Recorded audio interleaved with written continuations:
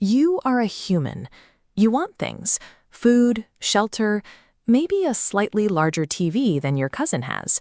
But we exist in a physical reality where there simply isn't enough stuff to go around. Not enough food, not enough houses, definitely not enough slightly larger TVs. That physical constraint is called scarcity, and it is the base problem of human existence.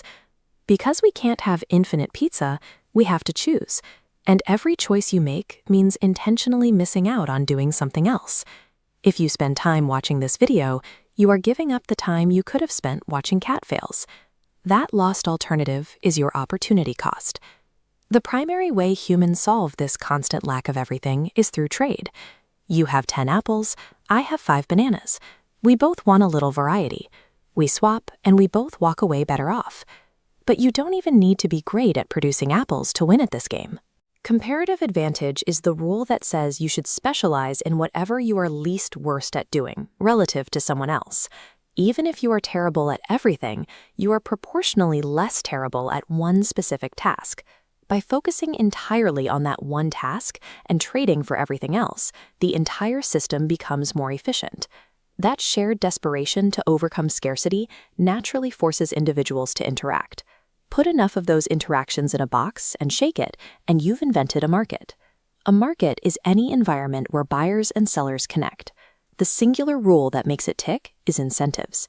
If a slice of pizza costs $100, you keep your money.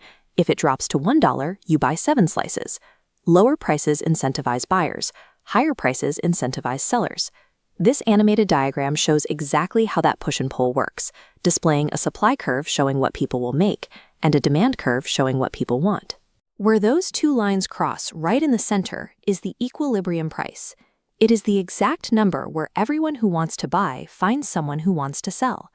When people suddenly want more of something, demand goes up and prices rise in response. Those fluctuating prices act as a signal, perfectly coordinating millions of people without anyone giving orders. We call that self-regulating math the invisible hand. Direct trade has a lot of friction. Trying to swap a goat for someone's Wi-Fi password is incredibly awkward. To solve this, we invented a medium of exchange: money. It lets us count value, save it for later, and quickly trade with people who have absolutely no use for our livestock. Money acts as the ultimate lubricant for the market. But the moment you rely on abstract currency instead of physical goods, you require massive, complex institutions to print, track, and manage it. Our individual choices suddenly require a national architecture. Most of the money moving through that architecture doesn't actually exist as paper in a vault. It exists as digital numbers typed into screens by commercial banks. When you take out a car loan or a mortgage, the bank literally creates new money out of thin air. They keep a small fraction of deposits in reserve and lend out the rest, a process called fractional reserve banking. Overseeing this entire engine is the central bank. Every country with its own currency has one. They act as the supreme referees, steering the entire economy by setting interest rates, the basic price of borrowing money. Drop rates, borrowing gets cheaper and the economy heats up. Raise rates, borrowing gets expensive and things cool down. But controlling the dial takes precision. If a central bank prints money too quickly, everyone suddenly has more cash to spend, but there are no extra goods to actually buy. More money chasing the exact same amount of stuff means prices surge upward. That is inflation. Let inflation run entirely out of control, and the currency loses its ability to store value. In 2008, Zimbabwe experienced hyperinflation, hitting an annual rate of 89.7 sextillion%. You could hold a single bill with 14 zeros on it and still be unable to afford a simple lunch. Meanwhile, the government needs to fund its own massive scale: roads, defense, public schools. To do that, they mandate taxes, and when those taxes aren't enough to cover the bill, they issue bonds, which are essentially government IOUs that borrow against the nation's future. When that borrowing results in unsustainable debt, or when hyperinflation destroys the currency, the trust holding the entire system together vanishes. People panic.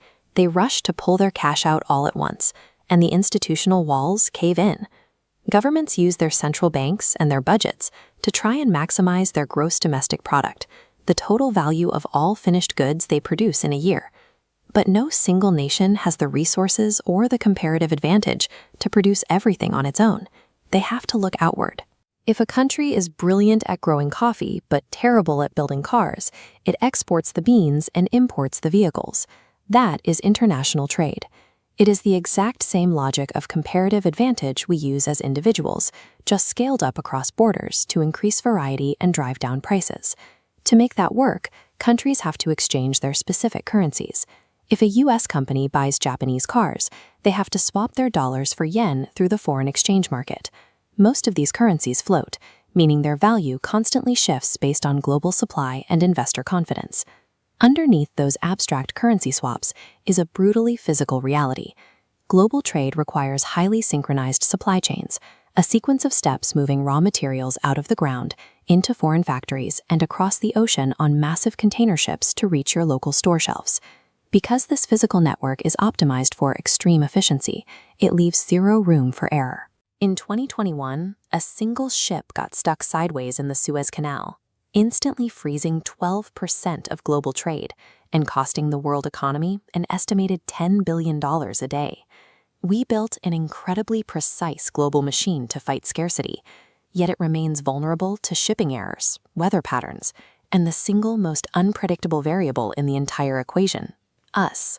Traditional economics assumes we are hyper-rational calculators, perfectly maximizing our utility at all times. Behavioral economics points out that we are actually emotional chaos merchants. We hate losing $20 more than we enjoy finding it. We panic buy when others panic, and we choose an instant $5 reward today over $50 next month. To manage human flaws, different societies have tried different operating systems. Free market capitalism relies on private ownership and the pursuit of profit to drive innovation, though it often results in heavy inequality. On the exact opposite end, command socialism removes private property entirely, relying on the state to plan all production and distribute it equally. State planning looks appealing on paper. In practice, removing market incentives and attempting to calculate the exact needs of millions of people from a single desk routinely results in massive shortages.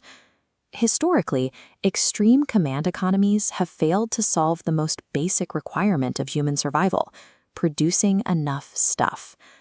Because pure systems break under pressure, virtually every successful nation today operates as a mixed economy.